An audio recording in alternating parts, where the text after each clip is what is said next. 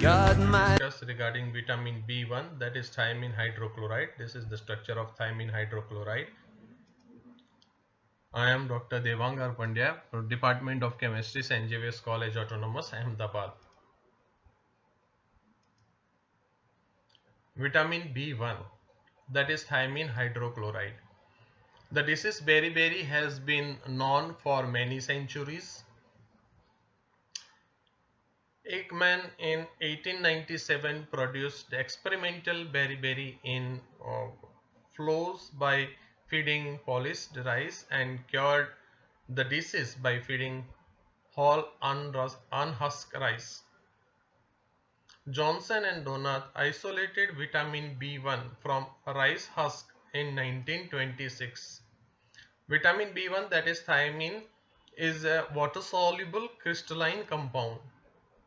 Thiamine hydrochloride forms a strongly acidic solution in water.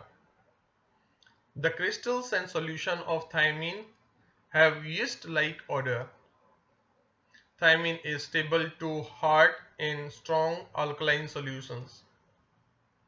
In neutral alkaline and faintly acidic solution, thiamine decomposes to its constituent pyrimidine and thiazole moieties. The thiazole ring opens in alkaline conditions. Thiamine is sensitive to both oxidation and reduction. On oxidation, it converted to thiochrome, and on mild reduction, a dihydro compound is formed. So here you can see the structure of thiamine hydrochloride, and on oxidation, it converted into thiochrome, and on mild reduction, it is converted into a dihydro compound.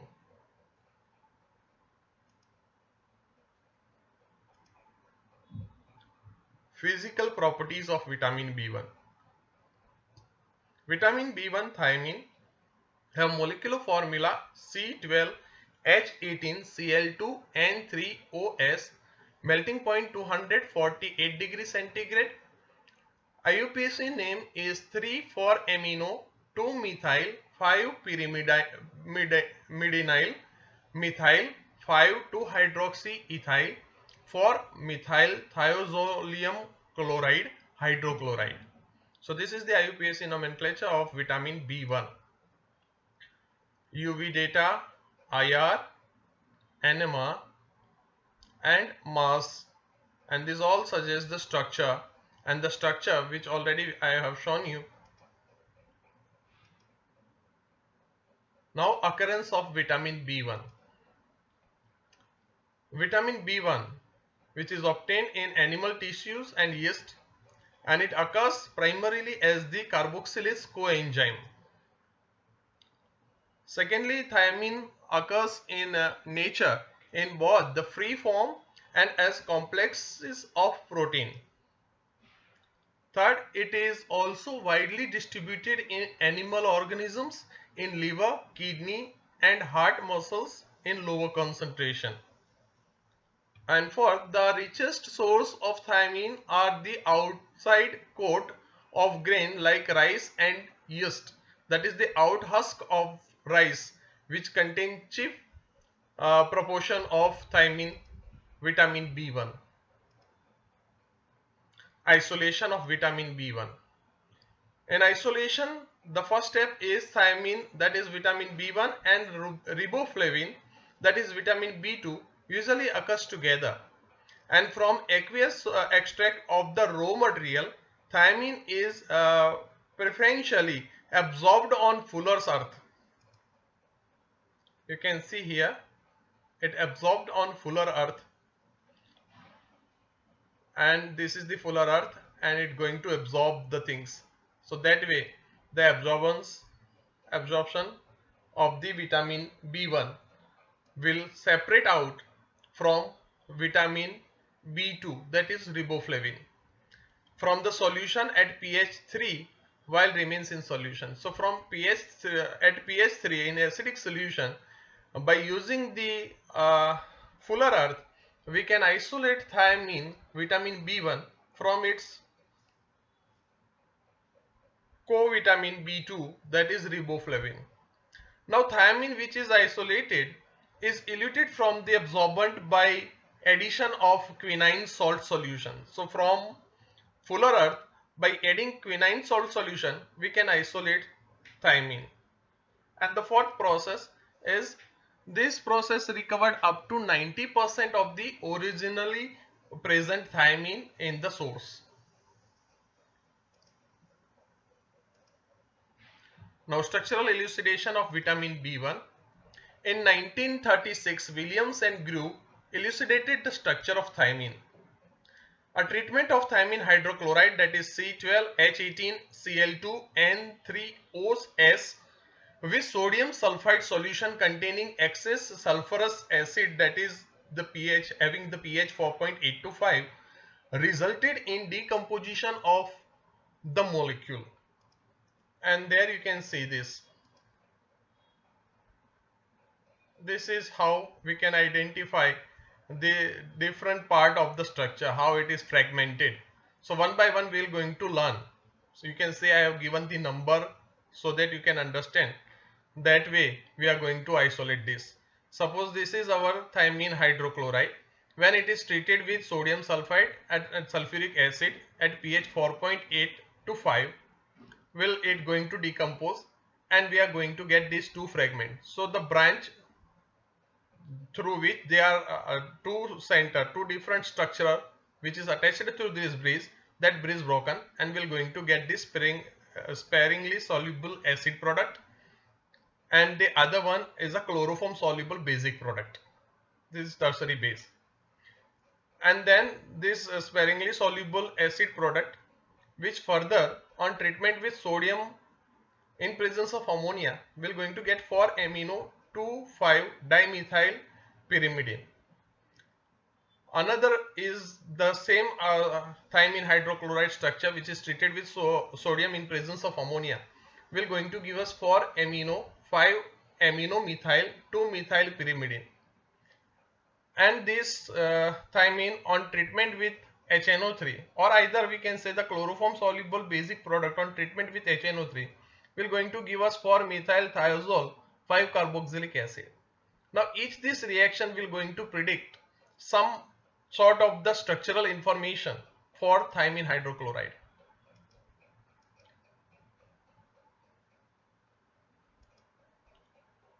The decomposition gave a sparingly soluble product, that is 12.43, and a chloroform soluble basic product 12.44 in a quantitative amounts.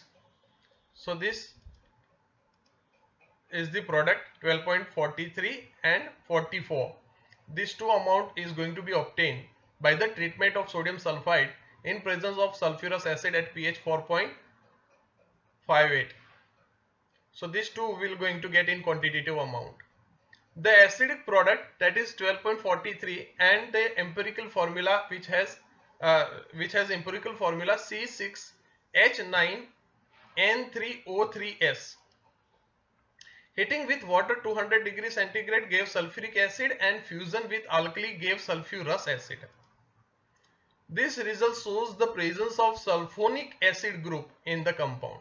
So you can see here the sulfonic acid group in this compound. This is the sulfonic acid group, and when it is treated, this compound when treated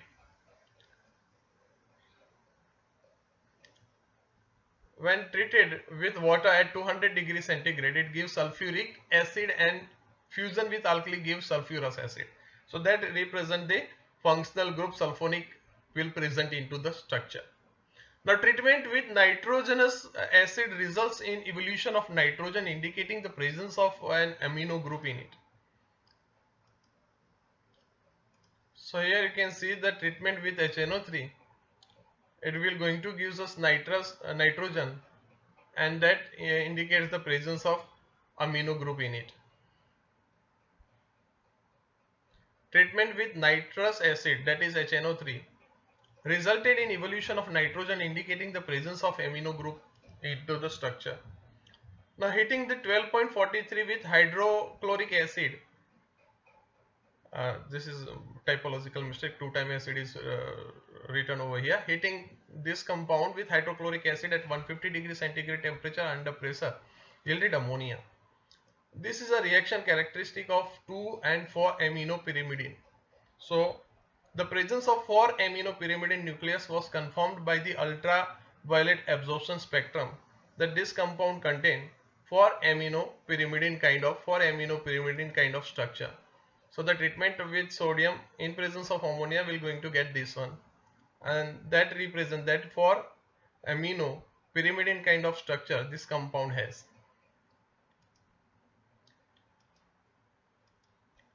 So again you can see the reactions, and this linkage would be at carbon 5. Treated with sodium sulfite, we are going to get these two compound. This one when treated with sodium in presence of ammonia, we are going to get 4-aminopyrimidine kind of structure.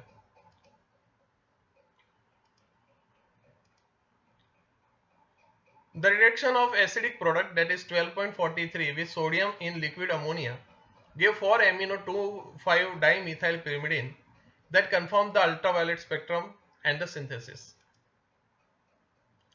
This showed that the acidic component 12.43 is 4-amino-2,5-dimethylpyrimidine with a sulfonic acid group in presence of the hydrogen. So here you can see. Here you can see this one treated with sodium in presence of ammonia. We are going to get 4-amino-2,5-dimethylpyrimidine. It means that the one part of this thymine hydrochloride is containing 4-aminopyrimidine kind of nucleus with sulfonic acid group. So that represent that one.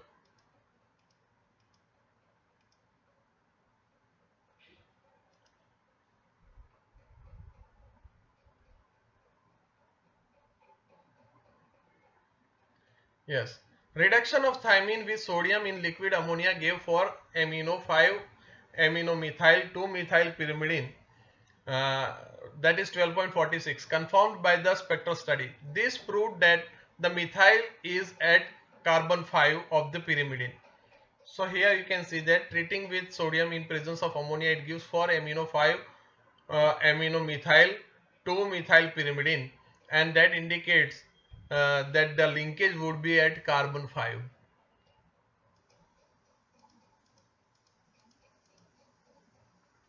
The basic product 12.44 did not liberate nitrogen on reacting with nitrogenous acid. This showed the presence of tertiary nitrogen in it. So here you can see that this is the basic product treating with HNO3. We are going to get this 4-methyl-thiazole 5-carboxylic acid, and it won't liberate ammonia, and that indicates that this nitrogen is of tertiary nature.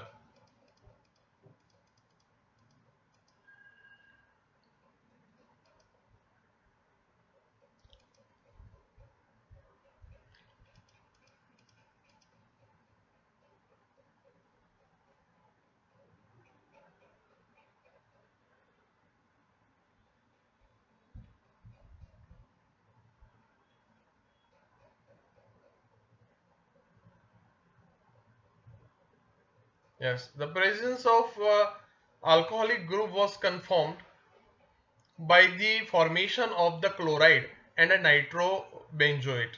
The compound did not exhibit any reaction of sulfide or mercapto groups. The ultraviolet absorption spectrum confirmed the presence of sulfur as a part of thiazole nucleus. The oxidation of both thymine and the basic product yielded 4-methyl-thiazole 5-carboxylic acid, that is 12.47, this one.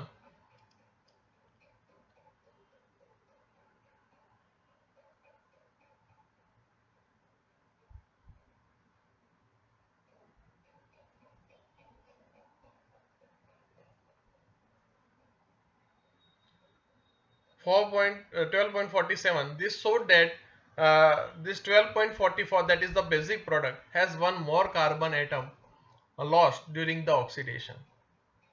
The optical activity of the alcohol and the failure of the iodoform test proved the structure of side chain to be ethyl hydroxy group. The presence of methylene breeze between the pyrimidine and thiazole groups was suspected by the ultraviolet spectrum of thymine and confirmed by its synthesis. This showed that the pyrimidine is attached to the thiazole by the methylene group at C5 position. The sulfonic group in 12.43 is introduced during the fission with sodium sulfite. The point of attachment in the thiazole is the thiazole nitrogen, as this is a quaternary state. This also accounts for the ready fission of thiamine with sodium in liquid ammonia. So this is the structure of thiamine, and it treated with the sodium in liquid ammonia will going to get the linkage broken from this side. This indicates that it is made of two parts. Now, biogenesis of vitamin B1. The biogenetic pathway of thiamine in the plant is still unclear, and in yeast it is assumed that the thiazole portion of thiamine is a byproduct of fermentation. Now, detection of vitamin B1. A valuable method for the determination of natural thiamine is the Cannersley and Peters formaldehyde azo test. A solution of thiamine and formaldehyde added to diazobenzene sulfonic acid in alkaline solution gives red color. Another colorimetric method involves the reaction of diazotized p-amino acetanilide or p-amino acetophenone with thiamine to give red dye. So that is the way we can identify the presence of this vitamin B1 thiamine hydrochloride in the upper husk of the rice. The dye is extracted into organic solvent for the estimation. Now, synthesis of thiamine hydrochloride, that is vitamin B1. The commercial production of thiamine is based on the synthetic route developed by William and co-workers. Ethyl formate, that is 12.49, was condensed with beta hydroxy ethyl propionate, that is 12.48, to obtain aldehyde, that is 12.50. So here you can see that beta ethoxy ethyl propionate, that is treated with ethyl formate. In presence of sodium, it will going to give us this aldehyde, that is 12.50.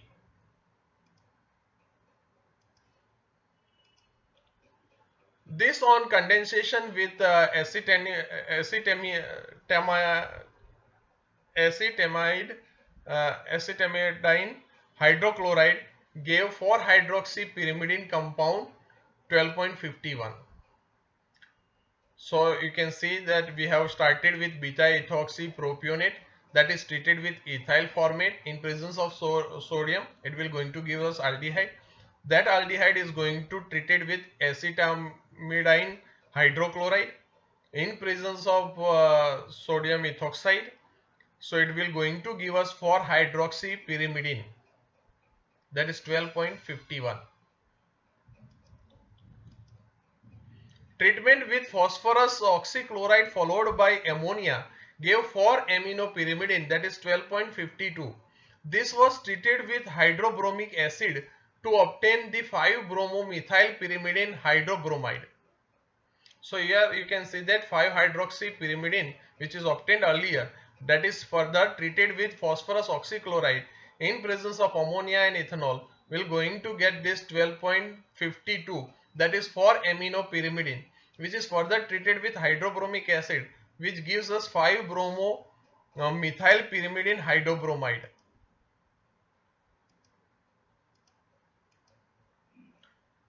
Clark and co-workers synthesized the thiazole portion by condensing thioformide, that is 12.54, with the chloroketone, that is 12.55, to yield the thiazole, that is 12.56.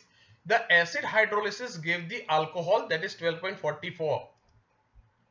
Condensation of the pyrimidine portion, that is 12.53, with thiazole gave thiamine bromide hydrobromide. So here you can see that we have thioformide that going to treated with this chloroketone will going to get thiazole part. That thiazole part on further treating acid hydrolysis will going to get this alcoholic part. This was converted to corresponding chloro derivative by treatment with silver chloride in methanol.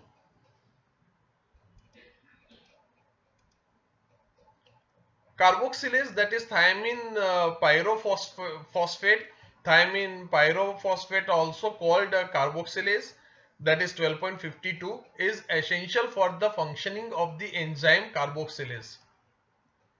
Carboxylase catalyze the decarboxylation of pyruvic acid to acetaldehyde. Sorry.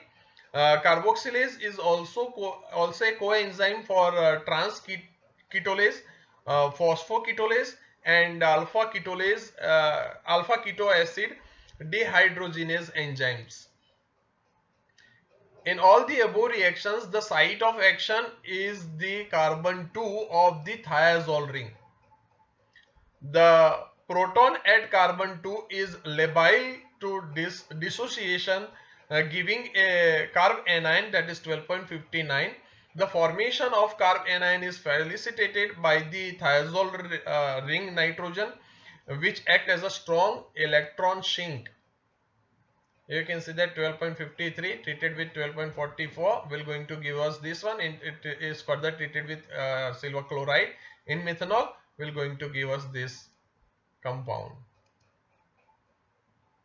that is thiamine hydrochloride. This is all together a complete synthesis. We started with this ether or estery compound and treated with an carboxylic compound. In presence of sodium, we are going to get this aldehyde, that further treated with this compound, we are going to get this ethyl linkage over here, and treating with phosphorus oxychloride in presence of ammonia and ethanol, we are going to get the amine group instead of hydroxyl group. Then it is treated with hydrobromic acid, so we are going to get hydrobromide salt and bromide product as bromide derivative as well. Now this is a one part synthesis which is done. Now another, that is the thiazole part. So for thiazole part, we have this compound treated with the thioester, treated with this